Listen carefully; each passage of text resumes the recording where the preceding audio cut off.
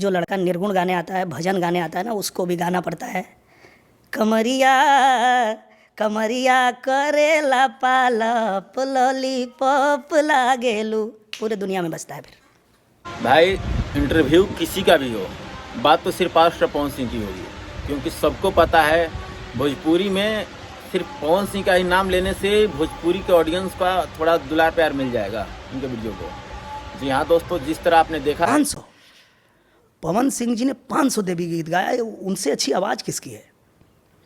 मतलब अभी बॉलीवुड में भी गा दे रहे हैं तो देख रहे हैं कैसे एकदम एक ही गाना तालका मजा, फिल्म को कहाँ से कहाँ पहुँचा दे रहे हैं। सही बात है, स्त्री 2 की औकात बदल गई थी, उस काटी रात खेतों में आई नहीं से। लाल यादव पास्टर पवन सिंह के बारे में तारीफ करते हुए क्या क्या बोले हैं। ये होता है असली पहचान, ये होता है असली पावर। जैसे लोग बोलते हैं ना, हवन बिन पूजा अधूरा है और पवन बिन भोजपुरी अधूरा है।